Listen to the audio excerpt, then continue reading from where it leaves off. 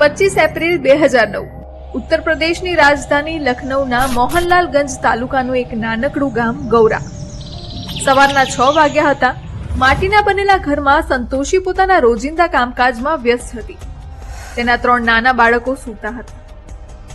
સંતોષીએ જમવાનું બનાવવા માટે ચૂલો સળગાવ્યો હતો ત્યારે અચાનક એક મહિલા અને એક પુરુષ ઘરમાં ઘૂસ્યા. તેમની પાસે એક ધારદાર હથિયાર હતું અને તેમની આંખોમાં પાગલપન હતું. તે મહિલા સંતોષીને જોઈને પહેલા કંઈક મનમાં બબડી અને પછી ગુસ્સામાં બૂમ પાડી બોલી, આજે તમને બધાને લાઈનમાં કરી દઈશ. તેણે પોતાની સાથે આવેલા વ્યક્તિ તરફ જોયું અને કહ્યું, શું જોઈ રહ્યા છો? કુહાડી ઉપાડ અને બધાનું કામ તમામ કરી નાખ. ઘોંઘાટથી સંતોષીના માસૂમ બાળકો પણ જાગી ગયા. સંતોષી ડરથી પાછળ હટવા લાગી, પણ તે માણસ સંતોષીને ગાળો આપતો તેની તરફ આગળ વધી રહ્યો હતો.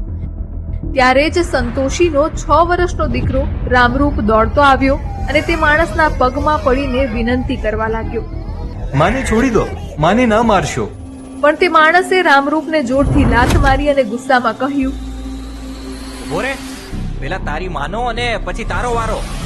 તેણે સંતોષીના માથા પર કુહાડીથી હુમલો કર્યો, પણ તે થોડી ખસી ગઈ અને કુહાડી તેની આંખમાં વાગી.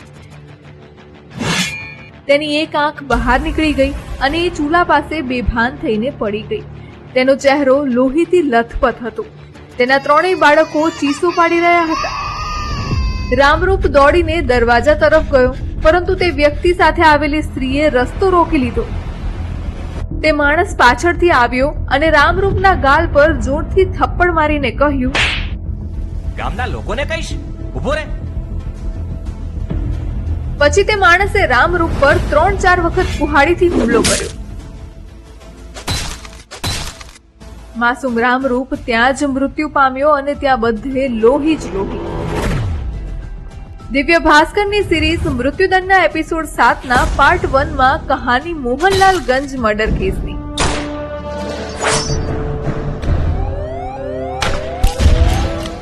બંનેને હવે રૂમમાંથી બાળકોના રડવાનો અવાજ સંભળાતો હતો.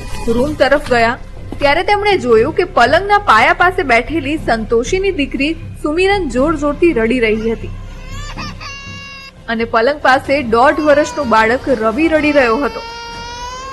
હવે તે માણસે સુમિરનને ઉપાડી જમીન પર પછાડી અને કુહાડીથી તેનું ગળું કાપી નાખ્યું. સુમિરન પછી તે માણસે 1.5 વર્ષના રવિની છાતી પર કુહાડી મારી. તેના શરીરના 2 ટુકડા થઈ ગયા. તેના પણ શ્વાસ અદ્ધર થઈ ગયા. ચૂલા પાસે બેભાન પડેલી સંતોષીને ભાન આવતાની સાથે જ તે દરવાજા તરફ દોડી. ત્યારે જ પાછળથી મહિલાએ બૂમ પાડી, ઊભી રહે, ક્યાં ભાગે છે? હાથમાં લોહીથી લથપથ કુહાડી લઈને તે માણસ સંતોષી તરફ દોડ્યો અને ખેંચીને તેને આંગણામાં લાવ્યો. આખો વિડીયો જોવા માટે ડાઉનલોડ કરો દિવ્ય ભાસ્કર એપ.